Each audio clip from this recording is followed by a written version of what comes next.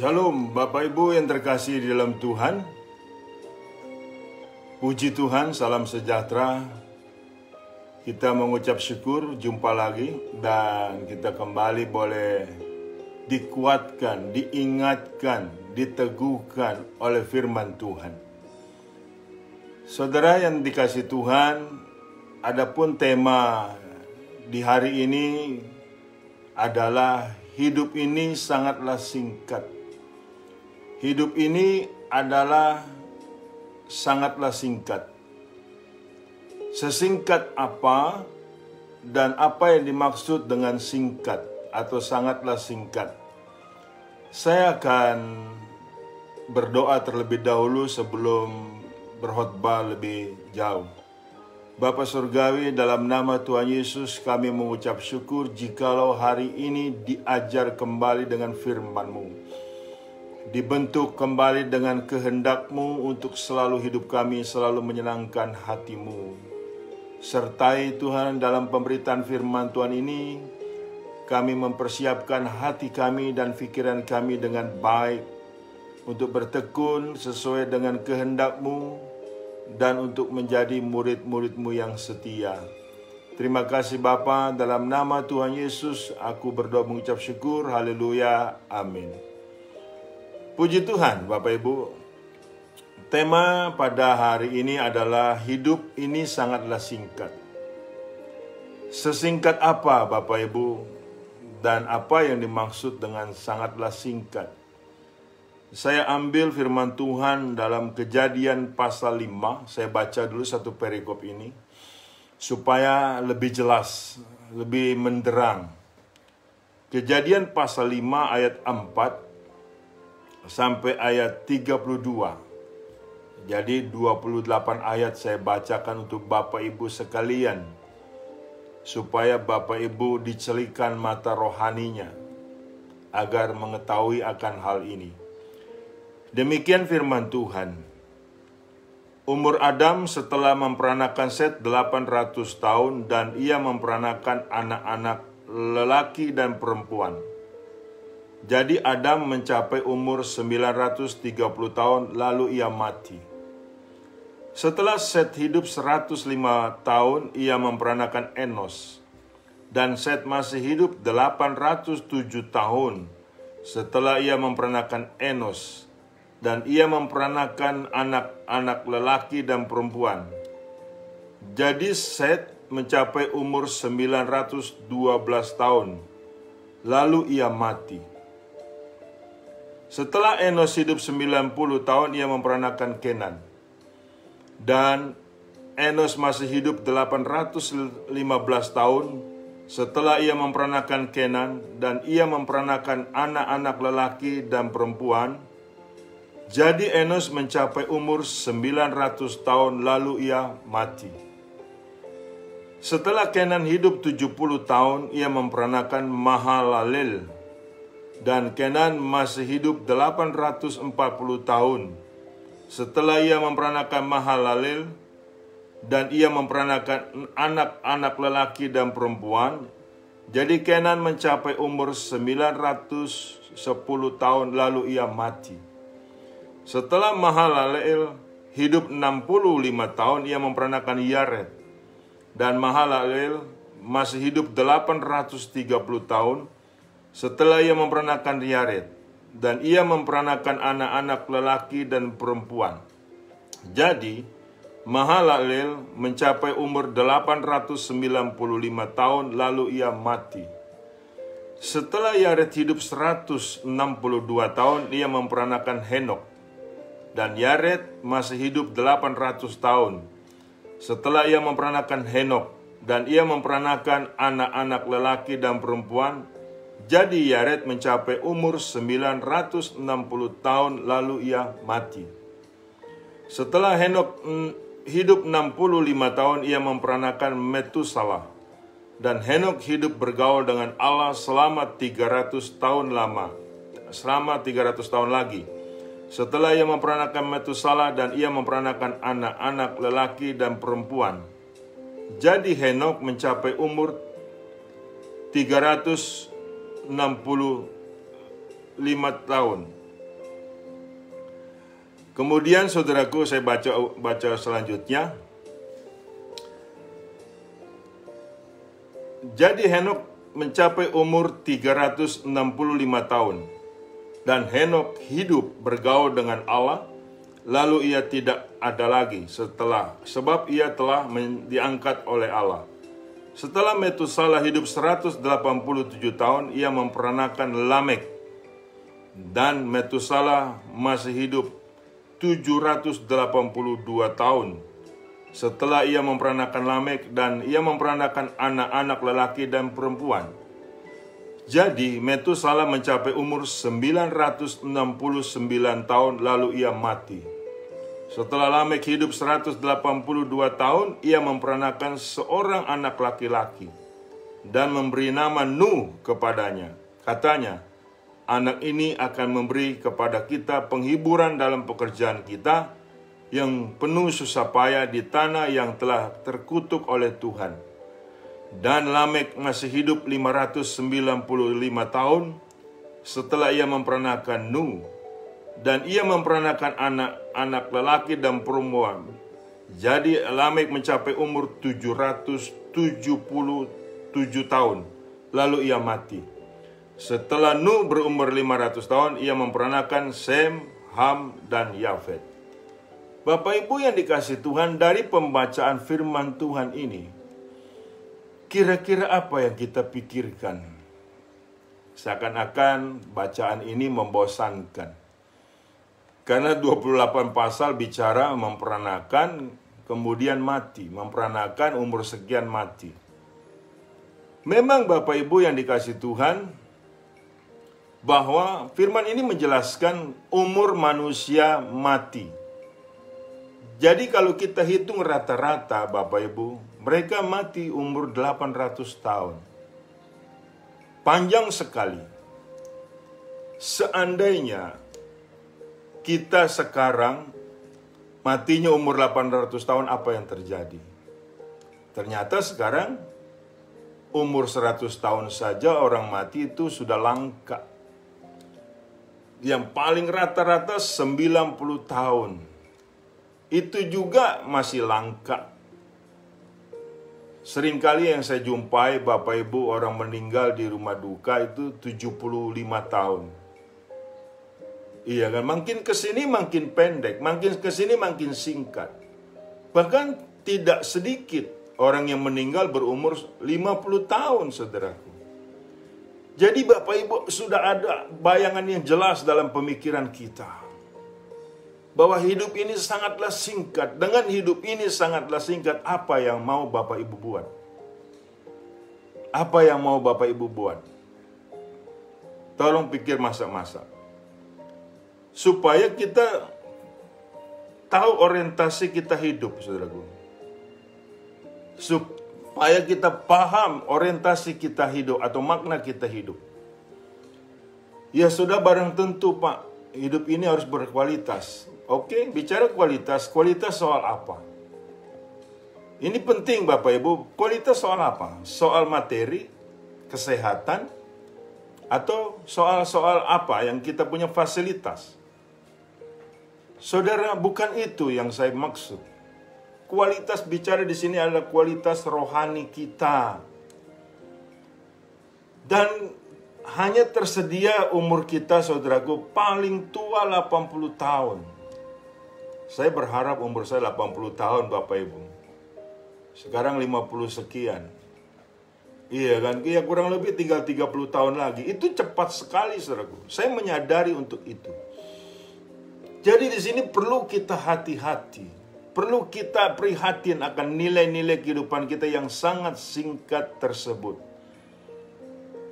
Tetapi patut pula disayangkan banyak orang-orang Kristen tidak memikirkan secara mendalam dalam kehidupannya. Sehingga pada akhirnya Bapak Ibu memunculkan nilai penyesalan yang tiada taranya. Pada hari ini Bapak Ibu perlu memahami, dan pada hari ini firman Tuhan memberikan peringatan bagi setiap kita. Supaya kita bangun dari tidur kita untuk mempunyai kesadaran bahwa manusia hidupnya sangatlah singkat dibandingkan Adam, Hawa, dan keturunannya sekian ratus tahun. Saudara yang dikasihi Tuhan, apa yang harus kita perhatikan? Yang pertama, janganlah kita membuang waktu. Janganlah kita membuang waktu. Saya ambil dalam Matius 7 ayat 23. Pada waktu itulah aku akan berterus terang kepada mereka dan berkata, Aku tidak pernah mengenal kamu, hanyalah daripadaku kamu sekalian pembuat kejahatan. Saudaraku yang dikasihi Tuhan, ini peringatan keras dari mulut Yesus Kristus. Pada waktu itulah aku akan berterus terang kepada mereka dan berkata, Aku tidak pernah mengenal kamu, hanyalah daripadaku kamu sekalian pembuat kejahatan. Saya berharap firman ini hanya sebatas nilai nasihat, bukan bagian vonis atas diri kita. Jikalau pada saat waktu itu ini vonis atas diri kita, berbahaya. Bagaimana kondisi bicara soal waktu, Bapak Ibu? Rupanya waktu ini perlu dipertanggungjawabkan. Mungkin Bapak Ibu mengalami kebingungan, saudaraku. Sebab firman ini banyak yang mengalami kebingungan. Iya kan? Banyak yang kebingungan. Saya kan sudah bergereja, Pak Pendeta. Oke? Oke, kita pakai waktumu untuk bergereja. Oke, no problem. Pak, waktu saya kan dipakai untuk berdoa. Untuk melayani Tuhan. Oke. Itu satu hal yang baik. Tetapi hitung ulang soal manajemen waktu. Waktu-waktu selanjutnya di luar alasanmu itu engkau buat apa? Dalam 24 jam, dalam 7 hari, dalam 365 hari. Sebab ayat yang sebelumnya dikatakan, ya kan, Tuhan bukankah aku sudah menyembuhkan orang sakit demi namamu? Melayani juga. Melayani Tuhan, bukankah aku sudah mengusir setan demi namamu? Pelayanan pelepasan. Bukankah aku sudah bernubuat demi namamu? Pelayanan sebagai hamba Tuhan. Tetapi kenapa Tuhan mengatakan pada waktu itu aku berterus terang? Saudara, di sini berarti kita harus nilai mengetahui bahwa waktu yang ada itu penting. Kok bisa-bisanya kita membuang-buang waktu? Apa arti membuang waktu bagi diri saya pribadi? Terserah Bapak Ibu mau setuju atau tidak. Bagi saya Bapak Ibu, waktu kita berbuat dosa, waktu kita berbuat kejahatan, waktu kita berbuat hal-hal yang Tuhan tidak berkenan, itulah membuang waktu. Iya kan? Jadi jangan sampai kita berpikir kita telah diselamatkan. Ada tanggung jawab soal waktu yang harus kita tekuni, yang harus kita taati untuk sampai akhirnya. Ini penting ya Bapak Ibu, supaya kita mempunyai manajemen waktu yang baik. Ada pembusukan waktu yang kita lakukan. Apa itu pembusukan waktu? Sama seperti yang tadi saya jelaskan. Berbuat dosa, berbuat jahat, dendam, licik, najis, itu pembusukan waktu. Nah, sedangkan waktu yang terbuang tidak pernah bisa kembali lagi. Iya kan? Ini yang Bapak Ibu perlu hitung. Sehingga hidup kita hari demi hari itu penuh perhitungan. Sehingga kita tidak menempatkan diri kita di waktu berdosa. Tapi selalu menempatkan diri kita di waktu melakukan kehendak Tuhan. Di waktu untuk menyenangkan hati Bapa Surgawi. Ini penting saudaraku. Iya kan? Walaupun mulut kita begitu fasihnya berseru kepada Yesus Tuhan. Iya kan? El Shaddai, Adonai. Iya kan? El apalagi lah. Tetapi kalau kelakuan kita jahat. Inilah ayat 21-nya kan jelas dikatakan. Bukan yang berseru kepadaku Tuhan-Tuhan yang akan masuk dalam kerajaan Allah. Saudaraku, siapapun yang membuang waktu, Anda nggak bisa ganti. Iya kan, seperti conveyor, roda berjalan atau ban berjalan. Saat udah lewat Bapak Ibu, itu kondisinya nggak bisa balik lagi Bapak Ibu. Sama aja juga membuang waktu di situ. Sebagai anak Tuhan Bapak Ibu, kita ada tuntutan tanggung jawab soal waktu. Sehingga akan mencapai waktu itu. Nah, jangan sampai kita lah orangnya pada saat waktu itu Yesus mengatakan, "Enyalah engkau pembuat kejahatan." Jangan sampai itu pada diri kita. Ya, kita nggak mengharapkan juga atas diri orang lain. Maunya saya adalah juga tidak sampai di atas diri kita semua. Sebab firman Tuhan ini ada, saudaraku. Ini tadi saya baca ke Matius 7:23. Apa Bapak Ibu mau menghilangkan firman Tuhan ini? Atau Bapak Ibu mau mengabaikan, melalaikan, uncang-uncang kaki. Pokoknya aku sudah dibaptis, aku sudah mengaku Yesus Tuhan, aku sudah diselamatkan. Saudara, tapi ada firman ini loh. Iya toh? Ada firman ini. Perlu dihati-hati. Perlu berhati-hati Bapak Ibu.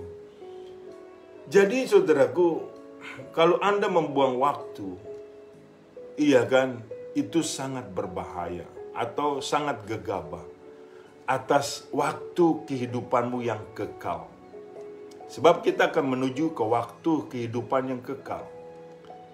Ya, kalau di sorga, puji Tuhan. Kalau di neraka, minta ampun. Minta ampun sama siapa? Udah nggak bisa. Saya banyak melihat, menyaksikan, mengamati Bapak Ibu manusia hidup seringkali begitu saja, saudaraku, membuang-buang waktu. Bahkan menunda-nunda nilai-nilai pertobatannya. Iya kan? Bahkan sudah menyia-nyiakan nilai pertobatannya. Sebagai hamba Tuhan, saya selalu ingat sesuai apa yang Tuhan taruh di hati saya untuk setiap kita Bapak Ibu. Ya, kita memang orang sibuk lah, taruh orang sibuk. Tapi sesibuk apa? Semua akan lenyap kok Bapak Ibu. Dan introspeksi kepada diri kita sendiri. Dan balik kepada waktu Tuhan. Sehingga kita hidup sungguh-sungguh memperhatikan waktu yang Tuhan beri. Sehingga kita tidak membuang-buang waktu dan kita tidak kondisinya dalam kerugian yang besar. Adapun yang kedua Bapak Ibu, jangan membuang kesempatan. Jikalau hidup ini sangatlah singkat. Saya baca dalam Galatia 6 ayat 1-10. Jangan membuang kesempatan. Saudara-saudara, kalaupun seorang kedapatan melakukan suatu pelanggaran, maka kamu yang rohani harus memimpin orang itu ke jalan yang benar dalam roh lemah lembut, sambil menjaga dirimu sendiri supaya kamu juga jangan kena pencobaan. Bertolong-tolonganlah menanggung bebanmu, demikianlah kamu memenuhi hukum Kristus. Sebab kalau seorang menyangka bahwa ia berarti, padahal ia sama sekali tidak berarti, ia menipu dirinya sendiri. Baiklah, tiap-tiap orang menguji pekerjaannya sendiri, maka ia boleh bermegah melihat keadaannya sendiri dan bukan melihat keadaan orang lain. Sebab tiap-tiap orang akan memikul tanggungannya sendiri, dan baiklah dia yang menerima pengajaran dalam firman membagi segala sesuatu yang ada padanya dengan orang yang memberikan pengajaran itu. Janganlah sesat, Allah tidak membiarkan dirinya dipermainkan. Karena apa yang ditabur orang itu juga yang akan dituainya. Sebab barang siapa menabur dalam dagingnya, ia akan menuai kebinasaan dalam dagingnya. Kemudian ia akan menuai hidup yang kekal. Tetapi barang siapa menabur dalam roh, ia akan menuai hidup yang kekal dari roh itu. Janganlah kita jemu-jemu berbuat baik, karena apabila sudah datang waktunya, kita akan menuai jika kita tidak menjadi lemah. Karena itu, selama masih ada kesempatan bagi kita, marilah kita berbuat baik kepada semua orang, tetapi terutama kepada kawan-kawan kita seiman. Yang kedua, saudaraku, kita jangan membuang kesempatan. Rupanya kesempatan itu bicara waktu yang ada untuk kita menguatkan iman dan percaya kita. Nah, kalau ini dibuang, kesempatan ini terbuang, tersia-siakan, apa jadinya? Kita semakin lemah, Bapak Ibu. Kita semakin rusak. Kita semakin berdosa, Bapak Ibu. Sedangkan di Yakobus 4 ayat 17 jelas dikatakan, iya kan? Apabila engkau tahu itu perbuatan baik, engkau tidak melakukannya, engkau berdosa. Jadi kesempatan itu banyak orang Kristen buang, Bapak Ibu. Ya kan? Dengan cara mana? Dengan cara dia gantikan dengan perbuatan-perbuatan jahat. Berarti baku tukar, ini bahaya, saudaraku. Jadi itu sama juga menghilangkan identitas kita sebagai orang benar. Ya, bisa dibayangkan, kalau kita tahu berbuat baik, kita tidak dilakukan, kita berdosa. Tinggal hitung aja seberapa banyak kesempatan berbuat baik tidak kita lakukan. Dan tinggal hitung saja akibatnya. Nah, ini kan bisa kita lakukan perhitungan-perhitungan yang jelas. Perlu Bapak Ibu pahami akan demikian. Sebab kalau tidak demikian, Bapak Ibu, kondisi kita tidak ada kekuatan. Jadi jikalau masih ada kesempatan, jangan sampai kita tidak lakukan hal yang baik. Jadi kesempatan itu tidak bisa dibuang. Kesempatan berbuat baik untuk menggantikan kesempatan berbuat jahat. Jadi kesempatan berbuat jahat kita singkirkan dengan cara memberikan nilai kesempatan berbuat baik. Jelas sih Bapak Ibu, sebab setiap garis yang sudah terbentuk tidak bisa ditarik ulang. Mumpung masih ada kesempatan Bapak Ibu. Kalau saya dipertanyakan, ya kan, kapan dimulai Pak? Seperti yang Bapak katakan kesempatan. Ya, detik engkau tahu berbuat baik, lakukan Bapak Ibu. Kesempatan ini selalu terbuka. Tapi terus kalau engkau abaikan, itu nilai kejahatan. Kalau sudah itu kejahatan, munculnya itu adalah dosa. Karena Allah tidak bisa dipermainkan Bapak Ibu. Apa yang kau tabur itu yang kau tuai. Jangan kau pikir kebal terhadap hukum Tuhan. Hanya gara-gara engkau sudah memperoleh kasih karunia Bapak Ibu. Ini penting untuk supaya kita mempunyai nilai akal yang sehat. Ya kan? Sebab kalau tidak demikian kita akan mengabaikan hal-hal yang dari Tuhan. Ya kan? Sebab saudaraku, Tuhan ini saudaraku selalu untuk menciptakan nilai kesempatan kita berbuat baik. Dan ajaran tegurannya juga adalah kesempatan kita untuk bertobat. Hari ini juga termasuk kesempatan bagi kita semuanya untuk tidak mempermainkan kesempatan tersebut, untuk tidak membuang kesempatan tersebut. Ambil kesempatan yang Tuhan maksud, sehingga kita memperoleh hidup yang kekal. Kita harus pahami, saudara, orang Kristen itu harus cerdas. Tidak bisa hantam kromo begitu saja, seenaknya. Tidak bisa Bapak Ibu. Sebab penyesat-penyesat sekitar kita ini banyak. Yang hanya untuk menyesatkan iman dan percayanya kita, akhirnya kita lemah. Karena tidak ditopang oleh nilai-nilai kebenaran firman Tuhan. Iman tanpa perbuatan hakikatnya adalah mati. Saya bacakan satu ayat lagi dalam 2 Petrus 3. Mengenai jangan membuang kesempatan. 2 Petrus 3 ayat 10-16. Tetapi hari Tuhan akan tiba seperti pencuri. Pada hari itu langit akan lenyap dan gemuruh yang dahsyat. Dan unsur-unsur dunia akan hangus dalam nyala api. Dan bumi dan segala yang ada di atasnya akan hilang. Jadi jikalau segala sesuatu ini akan hancur secara demikian, betapa suci dan salehnya kamu harus hidup. Yaitu kamu yang menantikan dan mempercepat kedatangan hari Allah. Pada hari itu langit akan binasa dalam api dan unsur-unsur dunia akan hancur karena nyalanya. Tetapi sesuai dengan janjinya, kita menantikan langit yang baru dan bumi yang baru, di mana terdapat kebenaran. Sebab itu, saudara-saudaraku yang kekasih, sambil menantikan semuanya ini, kamu harus berusaha supaya kamu kedapatan tak bercacat, tak bernoda di hadapannya dalam perdamaian dengan Dia. Anggaplah kesabaran Tuhan kita sebagai kesempatan bagimu untuk beroleh keselamatan, beroleh selamat. Sebab juga Paulus, saudara kita yang kekasih, tetapi telah menulis kepadamu menurut hikmat yang dikaruniakan kepadanya. Hal itu dibuatnya dalam semua suratnya, apabila ia berbicara tentang perkara-perkara ini.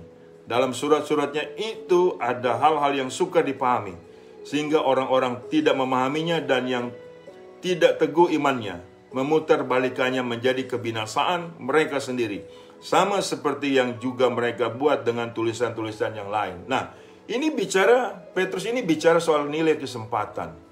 Apabila kesempatan kau tidak ambil, saudaraku, walaupun engkau dalam kondisi dalam keselamatan, kesempatan-kesempatan yang engkau masih panjang dalam hidupmu, itu sama juga berdosa. Upah dosa adalah maut. Dibicarakan soal Paulus. Saudara, akhirnya Paulus tahu di Galatia 1:15 bahwa dia dari perut kandungan ibunya sudah mendapat anugerah. Tetapi dia harus tahu pula, Bapak Ibu, pada akhirnya dia juga tahu, dan apa yang Tuhan berikan dia kepada kesempatan, dia ambil itu dengan baik. Jadi Paulus itu mengambil kesempatan yang sudah menyelamatkan dia, dan hasilnya itu luar biasa. Tetapi kalau dia tidak ambil, taruhlah dia buang kesempatan untuk bertobat atas ajaran teguran Tuhan waktu dia mau ke Damsyik, Bapak Ibu. Waktu itu kita anggap dia tidak pusing. Dia buang kesempatan itu. Hasilnya beda, Bapak Ibu. Saulus bukan jadi Paulus. Saulus ya Saulus, mati dalam kebinasaan.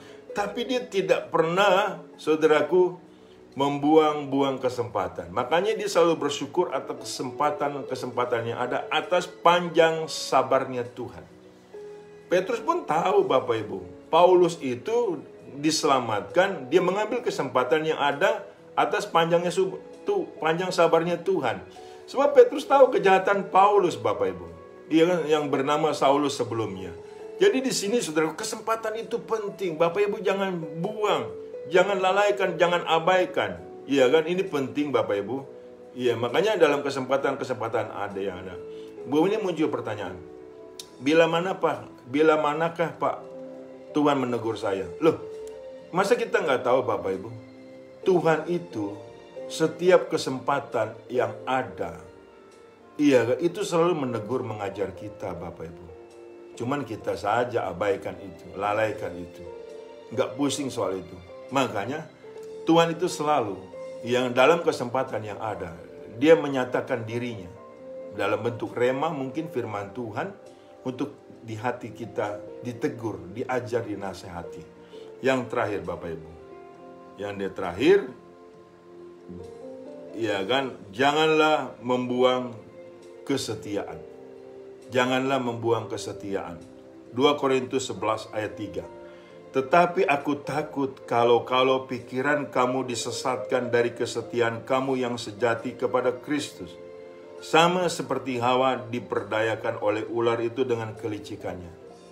Saya ulang ya. Tetapi aku takut kalau pikiran kamu disesatkan dari kesetiaan kamu yang sejati kepada Kristus. Sama seperti Hawa diperdayakan oleh ular itu dengan kelicikannya. Lihat, saudaraku, Paulus merasa kondisinya khawatir. Kalau pikiran kamu disesatkan dari kesetiaan kamu yang sejati. Saudara, ini kondisi-kondisi harus kita perhatikan baik-baik.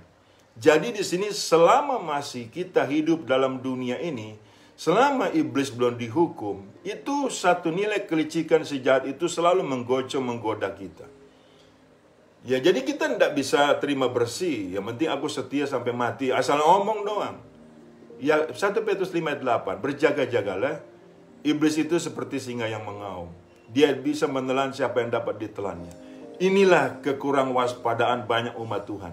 Sehingga kesetiaannya, Bapak Ibu, begitu luar biasa indah dibuang begitu saja. Membuang kesetiaan itu adalah fatal, Bapak Ibu. Ya, ini penting bagi setiap kita. Saya tunjukkan lagi ayat-ayatnya. Galatia 5 ayat 22 sampai 23. Tetapi buah roh ialah kasih, sukacita, damai sejahtera, kesabaran, kemurahan, kebaikan, kesetiaan, kelemah lembutan, penguasaan diri. Tidak ada hukum yang menentang hal-hal itu. Nah, ternyata kesetiaan itu buah roh yang ketujuh. Kalau tidak memiliki buah roh salah satunya, Bapak Ibu, apa jadinya? Tinggal Bapak Ibu berpikir ulang. Prediksi. Iya kan? Supaya engkau menghasilkan sesuatu yang baik. Ini penting. Iya kan? Jadi kalau kita tidak berbuah Bapak Ibu, itu bahaya. Kesetiaan ini buah roh yang ketujuh. Makanya kita harus setia sampai mati. Ya, jadi jangan sampai saudara, kita dininabobokan dengan membuai, dengan ajaran-ajaran yang membual, yang menyenangkan kedagingan kita. Ingat baik, iblis itu licik. Adam Hawa, saudaraku, itu selalu dalam hadirat Tuhan.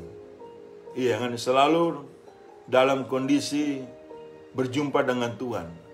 Iya, selalu Tuhan kunjungi. Tapi dengan kelicikan iblis, dia bisa memutarbalikkan firman Tuhan dengan ketidakbenaran, sehingga Adam Hawa berdosa. Nah seringkali saudaraku, pola ini saudaraku terulang kembali. Saudara, banyak kejadian di sekitar kita saudaraku, ia kan mengalami hal itu. Hamba Tuhan itu begitu luar biasa menafsir firman Tuhan, begitu luar biasa berkhotbah, tapi jebret, jatuh dalam kenajisan. Ini berarti betul kan firman Tuhan mengatakan iblis itu licik. Ini penting Bapak Ibu. Nanti Bapak Ibu baca dalam Yohanes 15 ayat 5-6. Saya baca saja. Akulah pokok anggur dan kamulah ranting-ranting. Barang siapa tinggal di dalam aku dan aku di dalam dia, ia berbuah banyak. Sebab di luar aku kamu tidak dapat berbuat apa-apa. Barang siapa tidak tinggal di dalam aku, ia dibuang keluar seperti ranting dan menjadi kering. Kemudian dikumpulkan orang dan dicampakkan ke dalam api lalu dibakar. Firman ini jangan sampai Bapak Ibu hanya tafsir soal berkat saja. Tapi di sini Bapak Ibu harus tafsir soal nilai terhilang atau tidak kamu. Kalau kamu tidak mau terhilang, harus melekat kepada pokok anggur yang benar. Pokok anggur di dalam Yesus Kristus. Jika engkau lepas dari situ, lepas dari pengajaran yang benar, lepas daripada nasihat yang benar, lepas daripada firman yang benar, Bapak Ibu akan terhilang. Ini penting. Dan engkau tidak bisa berbuat apa-apa. Kemudian akan dicampakkan ke dalam api lalu dibakar. Ini mengerikan saudaraku. Iya kan? Kemudian Matius 23:23. Celakalah kamu, hai ahli-ahli Taurat dan orang-orang Farisi. Hai kamu orang-orang munafik, sebab persepuluhan dari selasi, adas, manis, dan jintan kamu bayar. Tetapi yang terpenting dalam hukum Taurat kamu abaikan, yaitu keadilan dan belas kasihan dan kesetiaan. Yang satu harus dilakukan dan yang lain jangan kau abaikan. Nah ini penting, lagi-lagi kesetiaan Bapak Ibu. Bapak Ibu boleh bayar perpuluhan, boleh. Yang Bapak Ibu boleh kasih persembahan, boleh. Yang tetapi kalau kesetiaan tidak ada, mana bisa Tuhan dicuekin semacam itu. Yang penting aku sudah bayar perpuluhan Pak, aku tidak pusing, aku ke dukun. Wah itu kurang ajar namanya Bapak Ibu. Yang tidak ada hukumnya ke dukun boleh, nggak ada saudara. Nggak ada hukumnya dipermaklumi maksud saya. Nggak ada hukumnya seperti itu. Jadi kalau dosa ya dosa di hadapan Tuhan. Dan upah dosa adalah maut. Jadi tegas sekali. Jadi jangan sampai bermain di daerah abu-abu. Kalau Bapak Ibu membuang kesetiaanmu kepada Yesus Kristus, akan berakibat fatal Bapak Ibu. Kemudian saya baca yang terakhir. Wahyu 3:16. Jadi karena engkau suam-suam kuku dan tidak dingin atau panas, aku akan memuntahkan engkau dari mulutku. Itu nilai-nilai ketidaksetiaan. Jikalau kondisi itu. Yang benar-benar terakhir saya baca. Wahyu 17:14. Mereka akan berperang melawan anak domba. Tetapi anak domba akan mengalahkan mereka. Karena ia adalah Tuhan di atas segala Tuhan. Dan Raja di atas segala Raja. Mereka bersama-sama dengan dia juga akan menang. Yaitu mereka yang terpanggil. Yang telah dipilih. Dan yang setia. Anda boleh ngaku, saya sudah dipanggil Tuhan, Pak. Saya sudah dipilih Tuhan, Pak, predestinasi. Kesetiaanmu bagaimana? Ini jangan sampai dibuang ini ayat yang terakhir. Tapi juga yang setia. Banyak yang terpanggil, banyak yang terpilih. Bahkan yang terpanggil banyak, yang terpilih sedikit. Bahkan yang setia seberapa banyak. Nah, kita bagian yang di mana? Jadi saudaraku, hidup ini sangatlah singkat. Jangan membuang-buang kesetiaanmu. Setialah sampai mati. Penting ya Bapak Ibu, saya percaya firman Tuhan ini mengingatkan kita kembali untuk kita memperhitungkan nilai-nilai waktu yang ada, memperhitungkan nilai-nilai kesempatan yang ada, memperhitungkan nilai-nilai kesetiaan kita. Jangan sampai itu kita buang. sehingga kita terbuang pula dari kerajaan surga. Saya tidak mau Bapak Ibu dan kita kondisi seperti itu. Saya ingin Bapak Ibu bersama dengan kita, dengan semuanya berada dalam kerajaan surga kelak. Itu iman dan percaya kita. Bertanggung jawablah dalam hal ini. Tuhan Yesus memberkati. Saya berdoa untuk kita sekalian. Bapa Surgawi, dalam nama Tuhan Yesus, terpujilah namamu. Firman-Mu sudah aku sampaikan. Kembali mengingatkan kepada jemaat, kepada kami sekalian. Sebab hidup ini sangatlah singkat. Sangat-sangat amat singkat. Bahkan manusia seperti uap. Untuk itu ya Tuhan, kami tidak ingin membuang waktu. Kami tidak ingin membuang kesempatan. Apalagi kesetiaan. Kami tetap bertahan dan tidak ingin membuang kesetiaan kepada Engkau. Dan aku percaya firman-Mu tidak pernah kembali dengan sia-sia. Firman-Mu memulihkan setiap kami, menguatkan kami. Beban apapun yang kami sedang alami, kami percaya Allah turut bekerja mendatangkan kebaikan bagi orang-orang mengasihi Dia. Terima kasih Bapa, dalam nama Tuhan Yesus, Tuhan memberkati seluruh jemaat yang ada, yang mendengar khotbah ini. Dalam nama Tuhan Yesus aku berucap syukur, haleluya, amin. Bapak Ibu yang dikasihi Tuhan, terimalah berkat dari Allah Bapa. Di dalam cinta kasih Tuhan kita Yesus Kristus, di dalam persekutuan dengan Roh Kudus-Nya, yang selalu menyertai kita, mulai dari saat ini sampai Maranatha. Tuhan datang kali yang kedua menjemput kita dalam kemuliaan-Nya, dan kita pun layak menerima kemuliaan Tuhan dari kekal sampai kekal. Tuhan Yesus memberkati. Haleluya. Amin.